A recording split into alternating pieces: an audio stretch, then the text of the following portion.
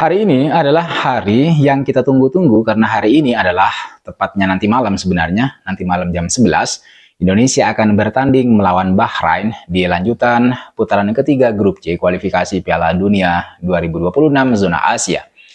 Malam nanti kita akan melihat hampir di seluruh penjuru Indonesia, kalau bukan di seluruh penjuru dunia gitu ya, masyarakat akan berkumpul nonton bareng, menyerukan nama Indonesia, meneriakkan nama Indonesia. Nama-nama pemain mungkin juga ikut deg-degan. Menurut saya, pertandingan nanti malam adalah pertandingan yang harus Indonesia menangkan untuk kemudian menjaga asa lolos langsung ke Piala Dunia 2026 nanti. Kemungkinan lolos langsung ke Piala Dunia 2026 menurut saya bagi Indonesia itu masih terbuka lebar. Karena kalau kita melihat penampilan di dua laga awal putaran ketiga pada bulan September kemarin, saya kira penampilan timnas Indonesia tidak mengecewakan. Timnas Indonesia mampu mengimbangi dua negara langganan Piala Dunia, yaitu timnas Arab Saudi dengan skor 1-1 dan kemudian timnas Australia dengan skor 0-0. Arab Saudi yang kita tahan imbang itu pernah mengalahkan Argentina di partai pembuka grup C Piala Dunia Qatar 2022. Bukan hanya itu teman-teman, tim ini sekarang juga dilatih oleh pelatih berkaliber dunia yaitu Roberto Mancini. Dan kita berhasil menahan imbang Arab Saudi di kandang mereka sendiri. Itu menurut saya juga sudah prestasi gitu. Kemudian yang kedua, kita juga berhasil menahan imbang raksasa lainnya dari Asia yaitu Australia, yang memang sudah menjadi langganan Piala Dunia. Bahkan di Piala Dunia Qatar 2022, tim ini mampu mencapai babak 16 besar dan menantang Argentina. Artinya, dua tim yang berhasil Indonesia tahan imbang begitu adalah tim yang tidak main-main, bukan tim yang remeh. Hasil di dua laga awal sebelumnya membuat timnas Indonesia dan kita semua para pecinta timnas itu semakin percaya diri bahwa mereka, timnas kita sebenarnya mampu untuk kemudian membidik peringkat 2 klasemen akhir grup C agar kemudian bisa lolos langsung ke Piala Dunia 2026. Memang kalau kita melihat para pemain kita di putaran kedua lalu saat 2 kali kalah melawan Irak dan kemudian hasil drawing yang menempatkan Indonesia berada satu grup dengan negara-negara besar, negara-negara kuat seperti misalnya Arab Saudi, kemudian Jepang, dan Australia, itu membuat Sintayong, PSSI, dan hampir semua rakyat Indonesia itu pesimis. Pesimis untuk ya lolos langsung, akhirnya kemudian membidik target realistis, yaitu finish di peringkat 3 atau peringkat 4, agar bisa lolos ke babak berikutnya. Itu dulu, beberapa bulan bahkan di hari-hari menjelang putaran ketiga dimulai. Tapi setelah melihat performa dan skor akhir saat melawan Arab Saudi dan kemudian juga Australia, PSSI dan kita semua menurut saya memiliki keyakinan yang lebih kuat bahwa sebenarnya timnas Indonesia itu bisa menaikkan target, bisa meningkatkan bidikan, atau bisa mengintip peringkat 2 klasemen akhir grup J. Kenapa harus peringkat 2 klasemen akhir grup gitu? Ya karena hanya juara dan runner up grup yang kemudian bakal mendapatkan tiket ke putaran final Piala Dunia 2026 di Kanada, Meksiko, dan Amerika Serikat. Sementara urutan yang ketiga dan urutan keempat itu akan melaju ke putaran keempat. Sedangkan untuk posisi kelima dan posisi keenam itu bakal tersingkir secara otomatis. Di putaran keempat nanti, juara grup A dan B berhak menyegel 2 tempat di putaran final. Sedangkan untuk runner-up-nya itu akan berhadapan di putaran yang kelima. Pemenang untuk putaran kelima nanti itu bakal lolos ke playoff antara konfederasi bersama wakil Afrika, Amerika Selatan, Oseania, dan kemudian CONCACAF. Itu kira-kira peta dan alurnya. Sekarang yang bisa kita perjuangkan atau yang bisa diperjuangkan oleh timnas Indonesia adalah peringkat 4, 3, atau 2 klasemen akhir grup C. Kenapa kok peringkat 1 tidak diperjuangkan? jelas kita perlu mikir-mikir juga gitu ya kalau mau merebut peringkat 1 klasemen akhir. Itu seperti jauh panggang daripada api.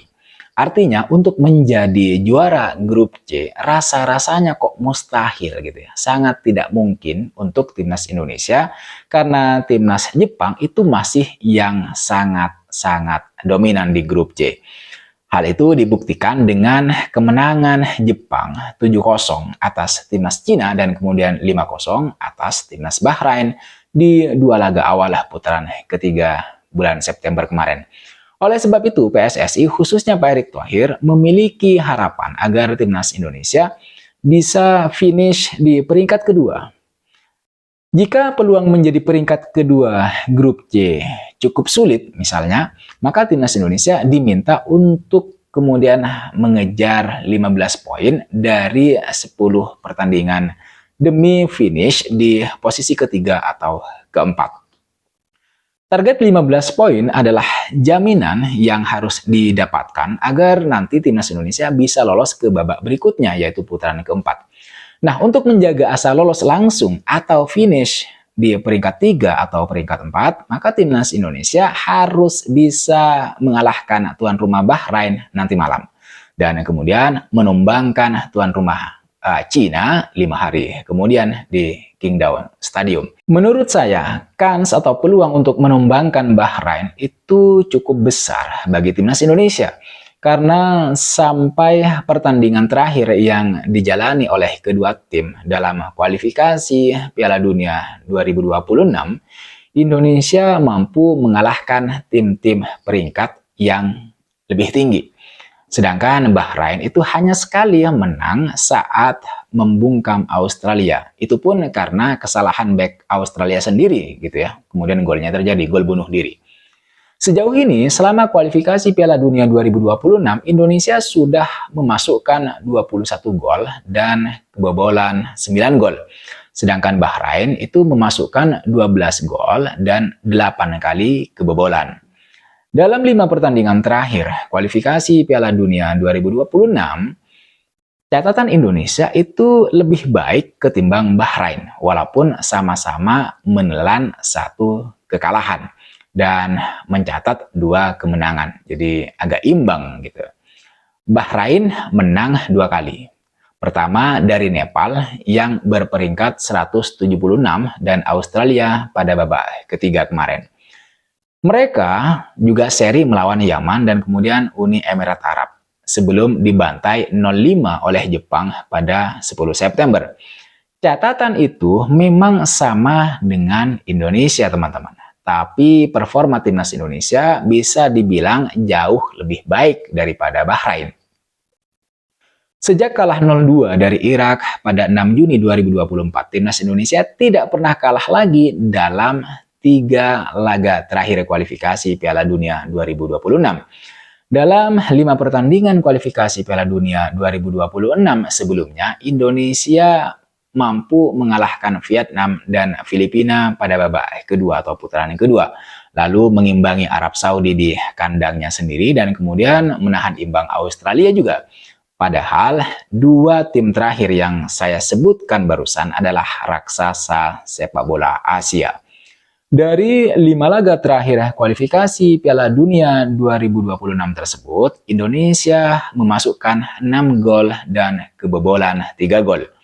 Sebaliknya, Bahrain memasukkan 5 gol tapi kebobolan 6 gol. Itu menunjukkan bahwa lini pertahanan Bahrain jauh lebih rapuh ketimbang barisan pertahanan timnas Indonesia. Baik Indonesia maupun kemudian Bahrain sebenarnya sudah sama-sama menghadapi 3 tim raksasa di grup C. Tetapi catatan Indonesia jauh lebih mengesankan, jauh lebih baik daripada Bahrain. Jika Indonesia membuat kejutan dengan mengimbangi Arab Saudi dengan skor 1-1 dan kemudian memaksa Australia mendapatkan hasil yang serupa dengan skor 0-0, maka Bahrain terlihat labil. Setelah menumbangkan Australia berkat gol bunuh diri Harry Souttar, Bahrain ini malah dibantai 0-5 oleh Jepang. Dari 2 pertandingan pertama, kedua tim di grup C, timnas Indonesia mampu membuat total 13 peluang yang 4 diantaranya tepat sasaran. Sedangkan untuk Bahrain, mereka hanya membuat 6 peluang dan hanya 2 yang tepat sasaran. Meskipun bukan termasuk tim yang ofensif, tapi menurut saya timnas Indonesia lebih piawai, lebih kreatif dalam memainkan bola ketimbang Bahrain. Jika penguasaan bola Bahrain berada pada kisaran 23 sampai 28%, maka Indonesia berada di kisaran 34 sampai 36%. Itu penguasaan bola kedua tim. Salah satu faktor yang membuat Indonesia lebih bisa mengontrol lapangan adalah materi pemain yang dimiliki. Diperkuat oleh pemain-pemain naturalisasi yang terbiasa bermain dalam kompetisi level tinggi di Eropa, termasuk di Belanda dan Italia. Materi pemain timnas Indonesia bisa dibilang lebih unggul lah ketimbang timnas Bahrain yang hampir seluruh pemainnya itu adalah berkarir di dalam negeri. Pemain-pemain naturalisasi yang ada di tubuh timnas Indonesia itu sama sekali bukan pemoles tim saja begitu, bukan pemoles tim semata. Mereka semua justru pemain yang berkualitas, memiliki pengalaman, dan dalam dunia sepak bola profesional, kualitas pemain nyaris selalu tegak lurus dengan harga. Faktanya, tim-tim yang diperkuat oleh pemain-pemain mahal, misalnya seperti Korea Selatan atau kemudian Jepang, itu selalu mendapatkan hasil yang bagus dari setiap laga yang dilakoni. Dan ngomong-ngomong soal harga, timnas Indonesia ternyata teman-teman itu menempati urutan ke-8 paling mahal di Asia. Menurut Transfer Market, kapitalisasi skuad Indonesia itu memang berada di bawahnya Jepang, kemudian Korea Selatan, Iran, Uzbekistan, dan Arab Saudi. Tapi timnas Indonesia berada di atas Bahrain dan Cina secara nilai pasar pemain. Kabar baiknya nilai pasar biasanya itu kan berkorelasi dengan kualitas tim yang akhirnya berkaitan juga dengan hasil pertandingan. Kesuksesan timnas Indonesia, di mana berhasil menahan imbang Arab Saudi dan kemudian menahan imbang juga Australia, itu adalah buktinya begitu. Dari laga melawan Arab Saudi dan Australia, ada bukti kuat, ada bukti nyata bahwa teknik dan mental para pemain timnas Indonesia itu semakin bagus, semakin kokoh, semakin kuat. Mereka juga semakin padu dan terbiasa untuk bermain sebagai sebuah tim.